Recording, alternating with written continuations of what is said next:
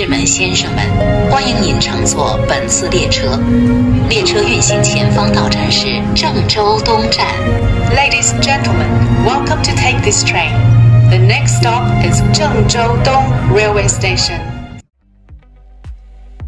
Mến chào tái ngộ cùng các bạn đã ghé qua kênh Su Đó đây, tiếp tục hành trình khám phá Trung Quốc. Hôm nay mình mời các bạn đến thăm thành phố Lạc Dương nhé. Nơi đây là một trong tứ đại cố đô của Trung Hoa cổ đại, cũng là một điểm đến du lịch ẩn chứa vô vàn những điều thú vị và hấp dẫn. Hãy cùng mình tham quan, tìm hiểu những danh lam thắng cảnh đặc sắc tại nơi đã từng là kinh đô của 13 triều đại phong kiến Trung Hoa này nhé.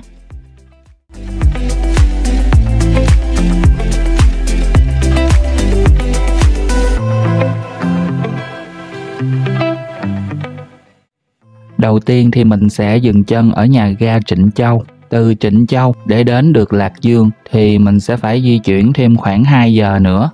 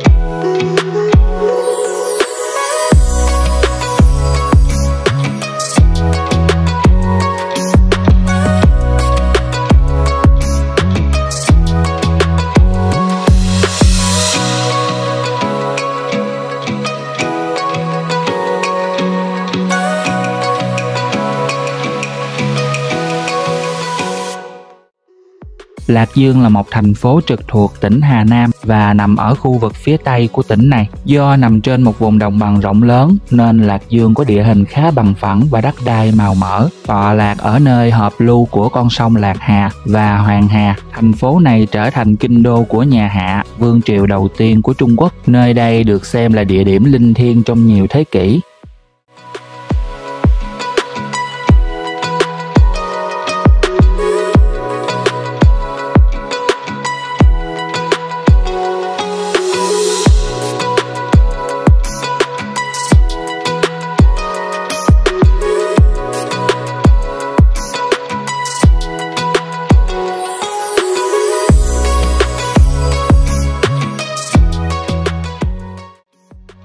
Mặc dù hiện tại Lạc Dương không phải là thủ phủ của tỉnh Hà Nam, nhưng Lạc Dương từng là kinh đô của 13 triều đại phong kiến khác nhau của Trung Quốc.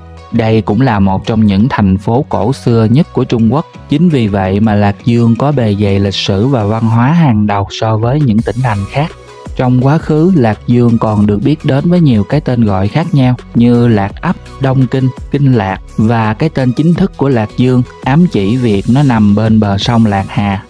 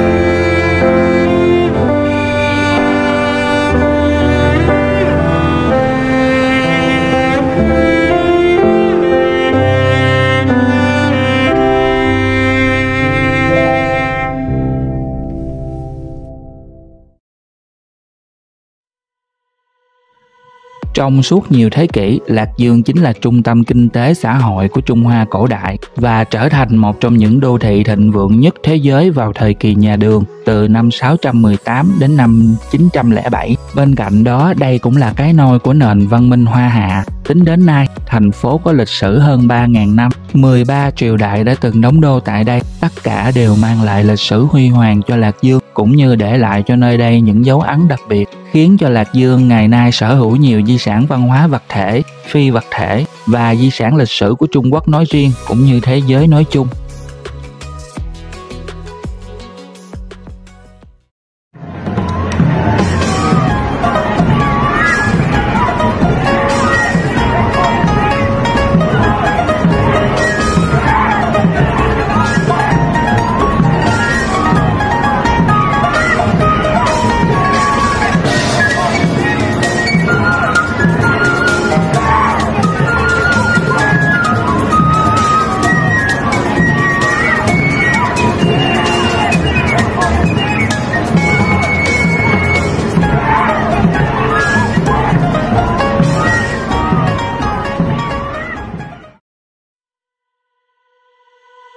Ngày nay, những di sản hầu như đã bị mai một và bị phá hủy khá nhiều. Tất cả chỉ còn là tàn tích, mặc dù chúng được phục dựng lại, nhưng vẫn chỉ là một phần nào đó, không thể nguyên vẹn như lúc ban đầu.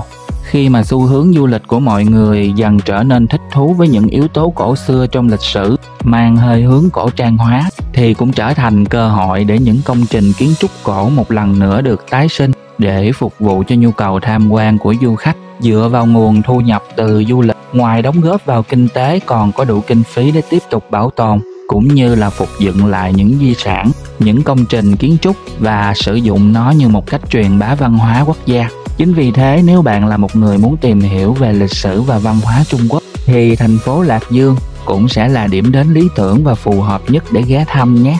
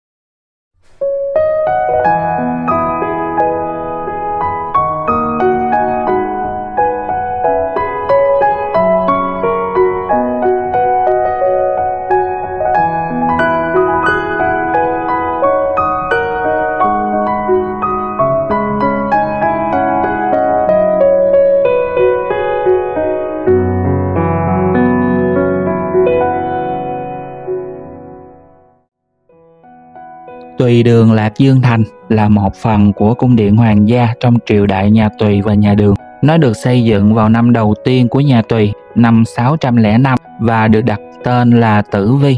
Mô hình tổng thể của thành phố Lạc Dương trong các triều đại nhà Tùy và nhà Đường đã trở thành chuẩn mực của kiến trúc quy hoạch thành trì đô thị Trung Quốc cổ đại. Nó còn có tác động sâu sắc đến việc quy hoạch các thành phố cổ ở miền Bắc Trung Quốc và thậm chí là các nước Đông Nam Á sau này.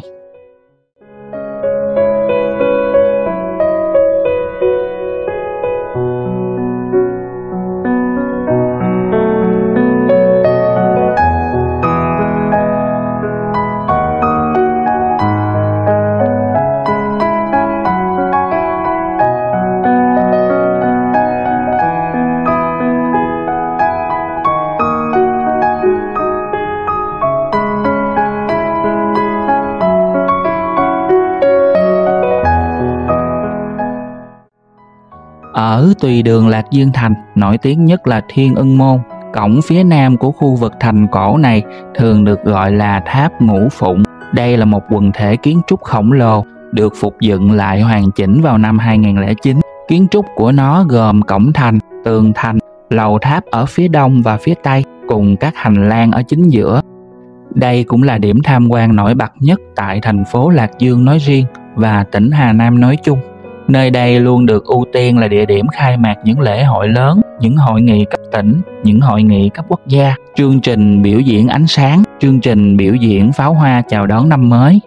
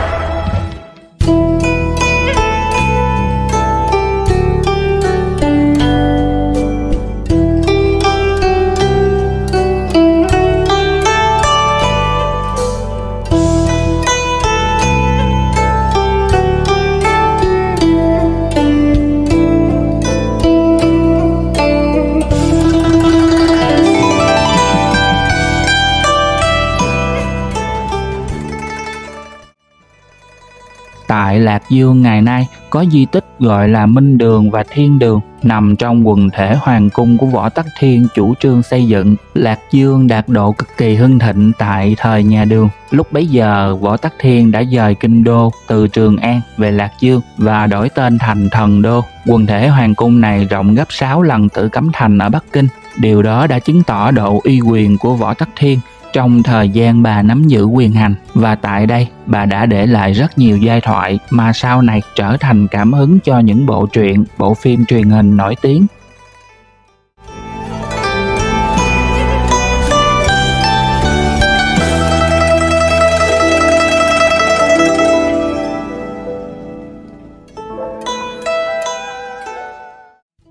Minh Đường được hoàn thành vào năm 690. Lúc ban đầu tháp có chiều cao khoảng 90 m. Minh Đường mà chúng ta nhìn thấy ngày nay là được phục dựng lại sau một trận hỏa hoạn trong lịch sử, nhưng chiều cao chỉ còn lại 20 m mà thôi.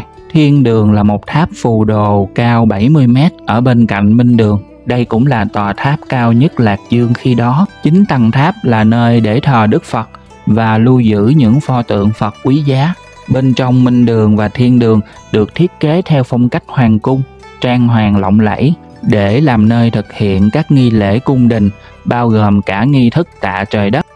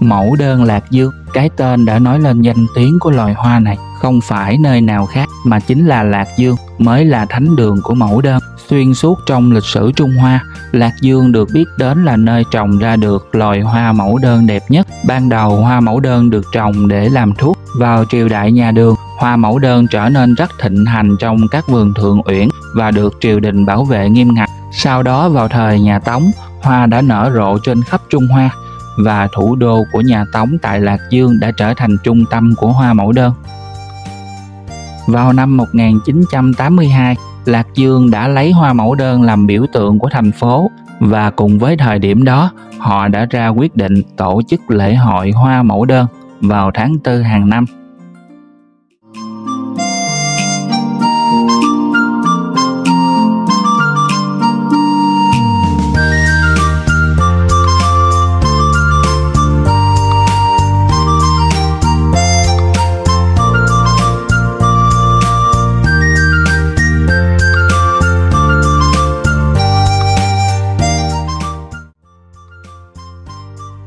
Tại Lạc Dương hiện nay có vườn Quốc Hoa Mẫu Đơn tọa lạc tại số 2 Đại lộ Long Môn, quận Lạc Long, thành phố Lạc Dương, với tổng diện tích quy hoạch và thiết kế là 1.548 ha. Đây là vườn hoa mẫu đơn quốc gia lớn nhất Trung Quốc. Vườn Quốc Hoa Trung Quốc này được xây dựng dựa trên lịch sử và văn hóa của triều đại nhà Tùy và nhà Đường, lấy hình ảnh của hoa mẫu đơn làm cảnh quan chủ đạo. Trong vườn có hơn 1.000 giống hoa mẫu đơn và 500.000 loài thực vật khác nhau. Tại đây chúng được chăm sóc một cách tỉ mỉ và trang trí một cách tinh tế để tôn lên vẻ đẹp của vườn Thượng Uyển truyền thống Trung Quốc này.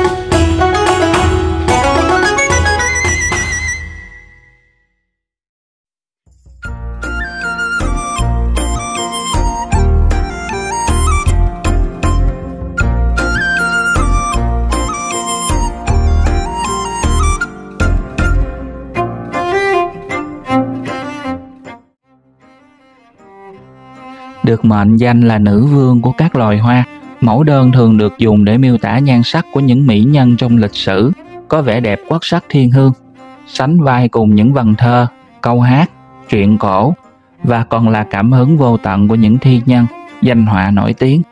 Hoa mẫu đơn tượng trưng cho sự quý phái kiêu sa, mang đến phú quý may mắn và hạnh phúc phồn vinh. Ngày nay người ta vẫn còn ưa chuộng trồng hoa mẫu đơn, vừa ngắm hoa nở, vừa thưởng thức trà bánh như một thú vui tao nhã, hoặc chỉ đơn giản là treo một bức tranh mẫu đơn ở phòng khách, thư phòng cũng đủ để mang lại một cảm giác thanh tao, diễm lệ cho gia chủ. Đến vườn hoa mẫu đơn, thời gian như được lắng động lại thành những giọt sương mai động trên những cánh hoa, khiến cho du khách mải mê ngắm nhìn, đắm chìm trong biển hoa mênh mông nhiều màu sắc. Đến lúc ra về vẫn còn chút gì đó vấn vương, tiếc nuối, khó nói lời từ biệt, vì không biết phải ngắm nhìn bao nhiêu nữa mới thỏa lòng yêu thích đối với loài hoa này.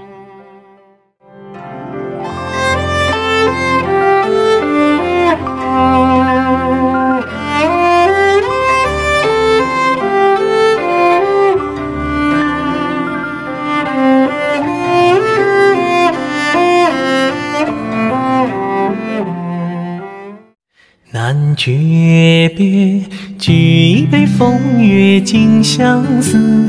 今朝这情深谁负此？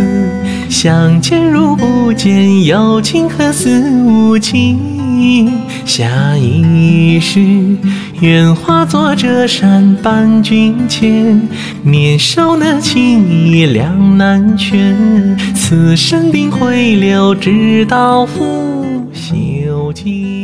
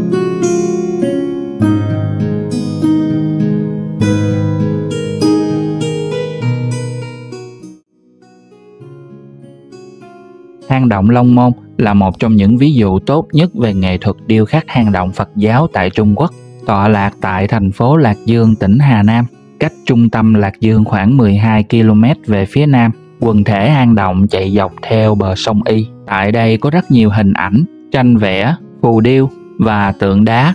Chúng được chạm khắc trực tiếp cả bên trong lẫn bên ngoài của vách đá Hương Sơn thuộc dãy núi Long Môn.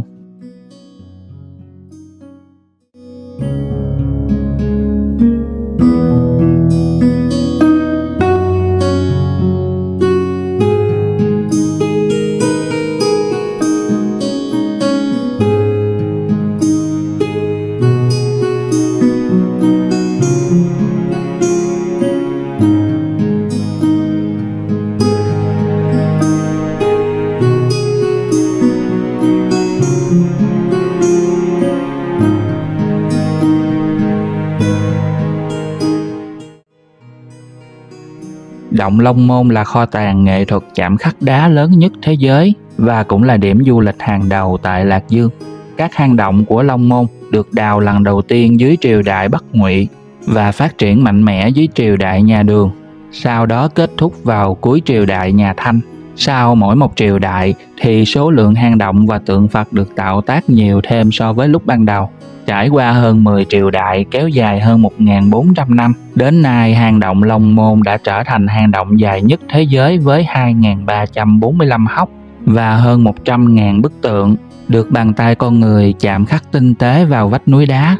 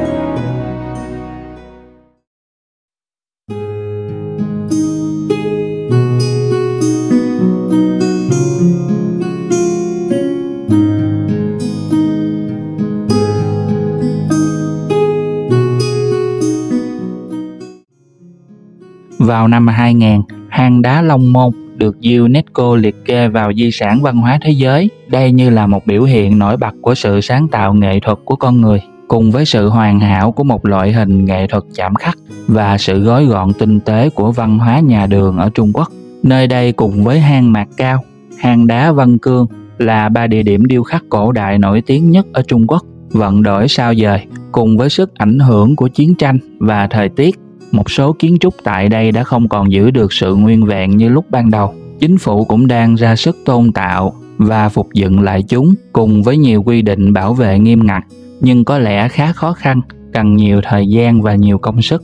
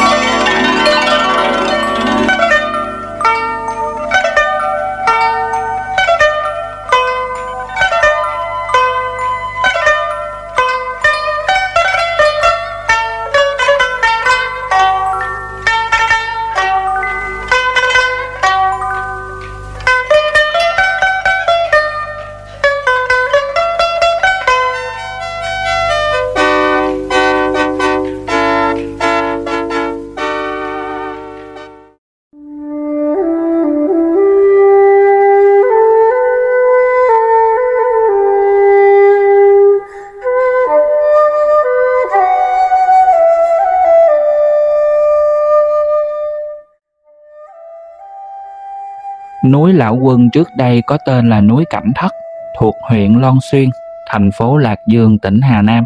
Đây là địa điểm du lịch nổi tiếng tại khu tham quan núi Lão Môn, một trong những địa điểm du lịch hàng đầu tại Lạc Dương. Danh xưng của núi Lão Quân là Thiên Hạ Danh Sơn. Núi Lão Quân có hơn 2.500 năm lịch sử. Về văn hóa đạo giáo, trong thời Đông Chu, Lão Tử đã đến đây để sống ẩn dật. Ông được đồng nhất với Thái Thượng Lão Quân. Trong thần thoại của đạo giáo, Thái Thượng Lão Quân giáng sinh thành Lão Tử nhà Chu và viết Đạo Đức Kinh, được đạo giáo tôn là giáo chủ, hay còn gọi là đạo tổ.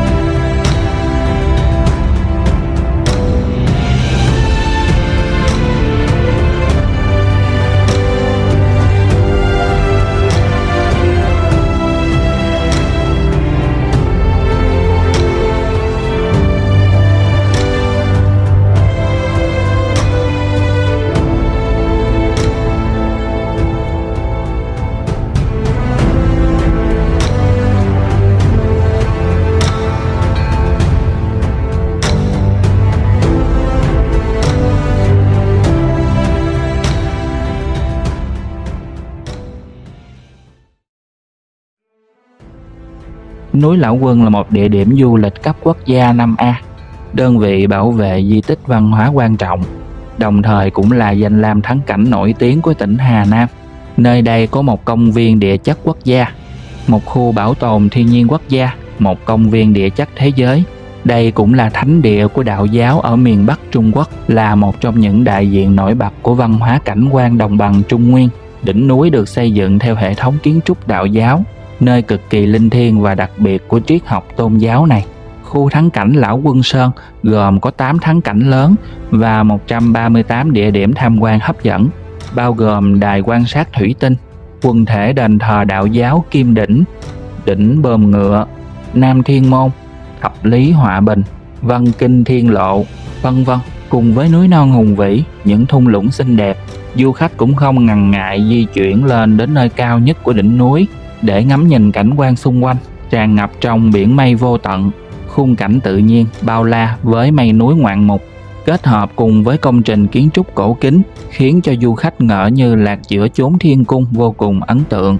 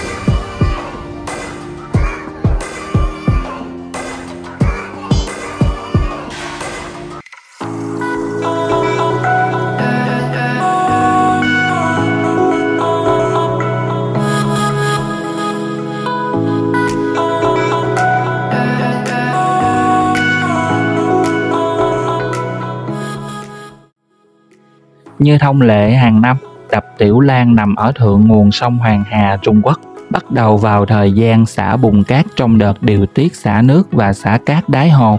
Đập Tiểu Lang cao 154 m và rộng 1.320 m. Vào năm 2000, con đập chính thức đi vào hoạt động sau 6 năm xây dựng, với tổng chi phí lên đến 3 tỷ đô la.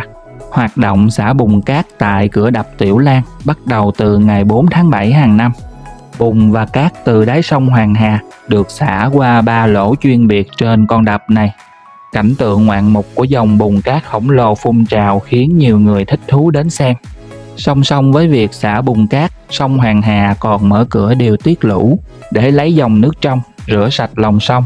Từ con đập, những vòi nước khổng lồ phun tràn, ầm ầm lao xuống khu vực hạ lưu, khiến cho người xem phải trầm trồ và thích thú. Trước sức hút mãnh liệt của cảnh tượng vô cùng độc đáo này, ngành du lịch thành phố Lạc Dương, tỉnh Hà Nam đã mở ra các tour du lịch để quảng bá thu hút du khách đến xem. Có rất nhiều chương trình tour được thiết kế với nội dung chính là ngắm cảnh xả đáy đập Tiểu Lang trên dòng Hoàng Hà hùng vĩ.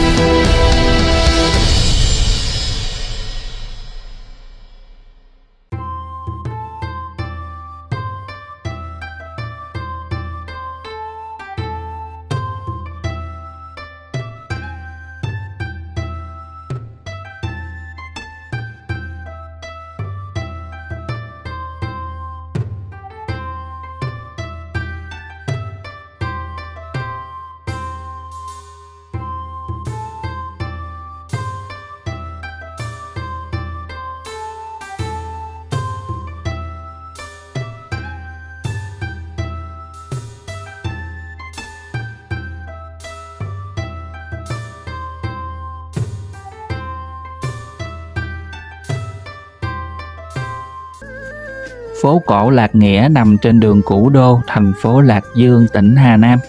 Với quy mô hơn 1.400 ha, thành cổ Lạc Nghĩa bao gồm chùa Văn Phong, đền Khổng Giáo Hà Nam, cung Thỏa Linh, giếng Tứ Nhãn, cùng các di tích tường thành cổ và các tòa nhà được bảo tồn qua nhiều thời kỳ lịch sử. Nơi đây trở thành một khu vực du lịch văn hóa toàn diện, tích hợp tham quan, vui chơi, ăn uống, sinh hoạt và mua sắm, được rất nhiều du khách ghé thăm khi đến Lạc Dương. đặc biệt là những bạn trẻ Trung Quốc, xem đây như là một phim trường cổ trang để đến chụp ảnh và quay phim. Đến đây du khách như được xuyên không về Trung Hoa xưa, cùng dòng người ăn mặc cổ trang qua lại tấp nập trên phố, hàng quán ven đường. Lễ hội diễn ra nhộn nhịp, càng làm cho Lạc Nghĩa như tái hiện lại cảnh sinh hoạt của hàng ngàn năm trước.